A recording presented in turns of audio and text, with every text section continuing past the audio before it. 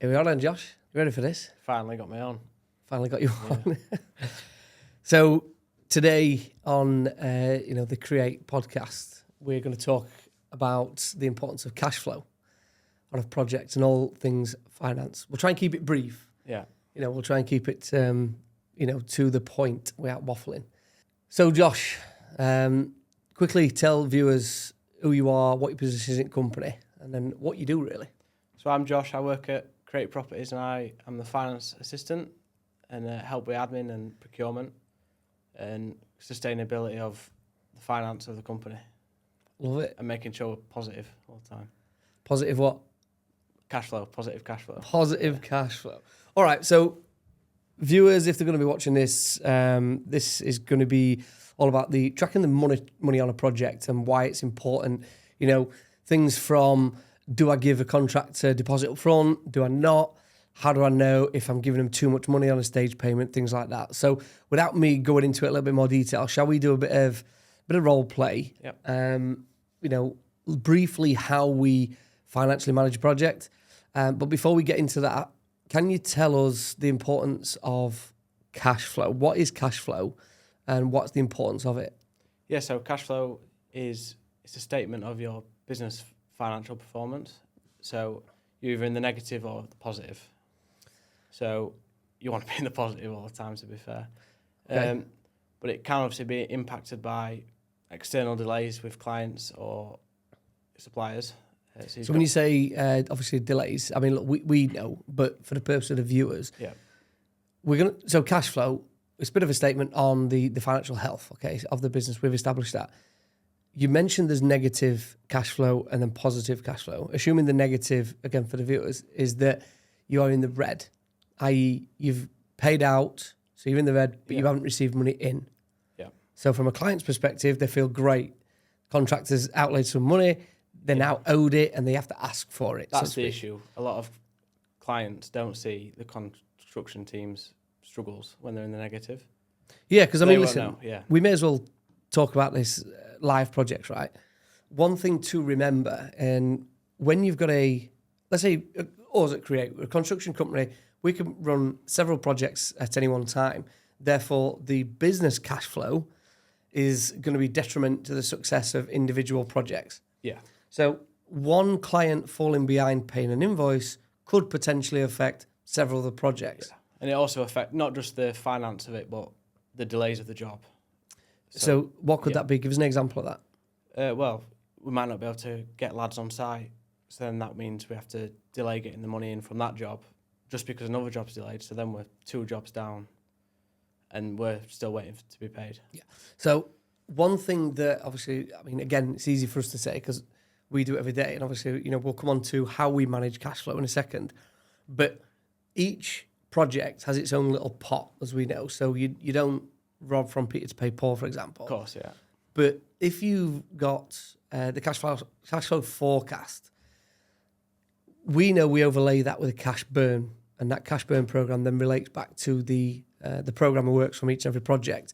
So give us a little insight on why that's important, again, just on the one project for, say, Mr. and Mrs. Smith versus, say, multiple projects, which a client doesn't see. Yeah, so the cash burn for individual projects is done at the start of the job. Yeah. So the contract price and then we'll do drawdowns. But the cash flow is for the whole company. So it's important, obviously, to track each job. But then the whole company is more important at any one time than each job.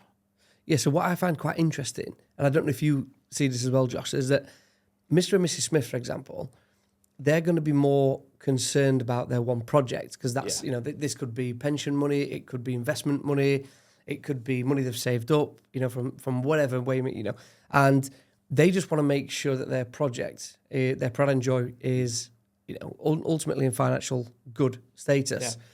So they sometimes forget about what that construction company's financial performance is on multiple of the projects. And that's a big key factor, don't you think? Well, it goes back to good communication as well, having good relations with the client, making sure you're both on the same wavelength. And if you communicate the finances when stuff's going out, if you forecast and they'll have access to the cash burn when they can see the drawdowns, then you should be okay. Right, okay, so let's go into it then. We spoke about it earlier. Let's talk about how we manage a project financially in accordance with cash flow and cash burn. Yep. Go on, I'll let you run through it briefly.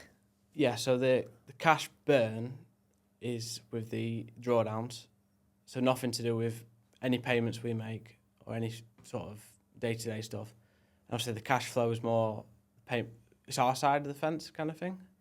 So Mr. and Mrs. Smith wouldn't see that. So we're talking terminology. So let's say, for example, Mr. and Mrs. Smith decided to agree to a percentage upfront payment. Right. There's no pointless me saying it. Tell the viewers a little bit of why or how we do that process. How do we calculate the first payment, the first interim payment? How do we calculate that? Right. So we'll also look at a risk factor of if these are a new client, depends how they're getting their money. So if they're getting their money from savings that they've already got, there's less risk. But if they're, from the bank or if it's an external lender, then there's more risk. So we would like more safety on our side. We'd mark it down on the system. Yeah. They'd put it down. Say if the job's going for 10 months, then we'd either do monthly drawdowns or bi-weekly, depending on the type of job it is. Yeah, it's fair to say. So, like, one thing we work with when it comes to systems, we use Credit Safe, and that's an external brokerage, if you want, who do the credit check and credit references on businesses. And the downside there is that the majority of businesses that we operate with terms of clients are investment companies. Yeah. So their credit ratings aren't as strong as what they would probably like to hope. So more often than not, we could be on a project of 100K, 200K valuation, for example, in terms of construction work. But yet they're only credit checked to say £500 or £1,000 in terms of credit. So that's a tough conversation, is it, Josh? Because how do you manage that with clients who want a 200 grand job doing, and yet the first valuation is going to be £50,000? Yeah. So then we look at signing into either JCT contracts or different contracts to ensure everyone's safe and both sides of the party are financially secure. Yeah, so mitigating risk, basically. Oh, yeah, definitely. Right, so we've talked a little bit about, obviously, we're at the start, maybe a bit about deposits. Do we have them, do we not? That's a great question because obviously both sides are going to be protected. Contractors saying, hey, I want you to put money on account so that we're playing with your money and we'll make sure it gets delivered. Sometimes clients are like, well, I don't want to pay you up front because what if you do a run over my money? Yeah. Contracts absolutely mitigate that down, and I think that's the safest way. So a little bit of due diligence on both sides. But again, I think the communication is key in that obviously you've got both sides talking. Trust as well. You've got to start with trust, in my opinion. You have to start with trust. Do your due diligence. So unfortunately for clients, they might be, the first time where they've never had any kind of construction work going. Yeah. They're going to have to stretch out a little bit more than what your contracts are. However, I'll caveat that being, if you've got Mr. and Mrs. Smith, for example, it's always Mr. and Mrs. Smith, isn't it? If you've got Mr. and Mrs. Smith and they're about to embark on a project where they need to hire a build team, well, their due diligence must be of high quality. So don't just ask Mr. and Mrs. Smith down the road. Again, there's two Mr. and Mrs. Smiths here, but don't just ask your mate from pub or whatever. Go the extra mile. Go to building control. Ask their opinion. Yeah. Go to other people who they've done work with and ask the clients directly. So now we've spoke about the cash flow of the project. We've discussed the cash burn. The cash burn being how much money are you going to spend when on that project, and that will overlay with the program of works. Yeah, nice and simple. Why don't you tell the viewers how we manage, in terms of software and things like that? How do we manage and control the monetary movements on a project? Yeah, so we use 3 different systems. We use Buildertrend in America, which is an operational. Yeah, so that's the operational system. Carries purchase orders, bills. Yeah, tracks. I'll get back into it. Yeah. Xero accounting software, and we use Excel spreadsheets just to. Any other stuff, Buildtrend obviously does, like you said, bills, POs, bids, schedule of works, estimate everything, budget, everything. Then that all carries through to the accounting software, which we invoice and track the cash flow.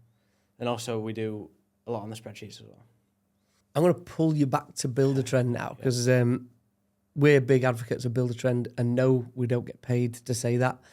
We've been with them since, I think, 2017. We are up for a brand deal, though, if you want. Yeah, we'll take a brand deal.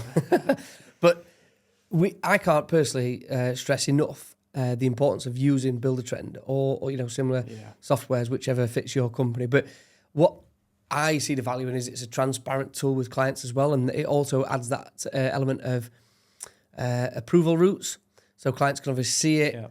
If a change order comes in or if they've got a budget, they can see it, they can ask questions on it, and obviously they can transact not only their program of works, but they're in full control of the financial elements to their project as well. You'll be able to see everything. So you'll be able to see when let's say it's a window going in, you'll be able to see when the window's going in, the cost, the bid, the different quotes from different suppliers. Then it will lead through to Zero, where we'll cash flow it on our end, so we know when it's leaving our bank and when we're getting payment in for that window. Yeah, it's important. It really is. So, and obviously with Buildertrend linking through with Zero or QuickBooks, whichever software you use, it's end to end, isn't it? So you can do your quotations with there, so you can talk to your clients through it. You can do your operations through that, and obviously then any transactional value that goes through Buildertrend, that then implements straight into Zero at the back end, which again, that talks to HMRC. So we do believe it's a end-to-end system. So why is the importance to use the spreadsheet, Josh? Well, spreadsheets also mitigate a bit of risk as well. Sometimes, the systems only do it per job. So Buildertrend's per client's jobs. But the spreadsheet's for the master company, for Create Properties. Yeah. Finance, yeah. So I may as well drag it out of here, save me asking you. We know that we have a operating bank balance, on our softwares, but we also have them on a spreadsheet, don't we? Yeah, so we match up the spreadsheet amount with the bank true amount, so it will never be wrong. So so we know the financial health of a project. We also know the financial health of the actual business It's itself. always accurate, yeah. And I think that's quite an important factor to raise from a construction project when you're going into one, be it your Joe Blogs and you want an extension doing, or a loft conversion, for example, or you could be, and we work with commercial as well, doing commercial buildings and conversions. Even on the new build side, I found it mind-blowing how lenders such as Turner Townsend, for example, or BNP Paribas, they do not go into the level of detail that we go to. A lot of it is at the risk of the client and the contractor. They're just using the standard rates and standard values that that is in the market and that current area. Yeah. From our perspective, it's extremely detailed. I suppose that's vital. But again, when it comes down to roles and responsibilities, it's the client's responsibility to ensure that the project is well funded and again paid very regular on time. Yeah. It's the contractor's responsibility to ensure that the prices are accurate, they're provided up front, and you've got a very detailed program of works overlaid with the cash flow forecast and the cash burn. So I suppose that's probably going to wrap up what we need to speak today a little bit more about cash flow and cash burn. But have you got any kind of tips, and I'm putting you on the spot here, for anybody about to embark on a project? Keep it to cash flow if you can. Yeah, so I'd probably say don't be in the negative. If you need to be in the negative, don't be in there for too long. If that makes sense. It's like, well, give us an example. So let's say Mr. and Mrs. Smith want to build an extension. How would they quickly go into the red? What about using their doors and windows? So if they paid for their doors and windows up front, or how do we do it this way? Let's say they pay their contractor 10%, deposit, and the contractor decides, because they've not spoke about this, I'm going to use this to pay for the windows and doors. Yeah. So they get them in, because that could be like a 6 to 8 week lead time. So they use the money, the deposit, to pay for the windows and doors. And let's say that goes 8 weeks, 2 calendar months, right? Yeah. But then they don't receive another payment from their client until they get to, let's say, wall plate, on the build. But their merchants are now due at the end of the first 30 days. Yeah. So they've used all their cash, spent it all, because it was honest, they've paid for the windows and doors, but now they are negative. They need more money because their accounts have come due, labour and material. So how would the client there, being a bit of bother? Well, that's also the fault of the construction companies, where you want to plan when these payments are going out for the windows and doors.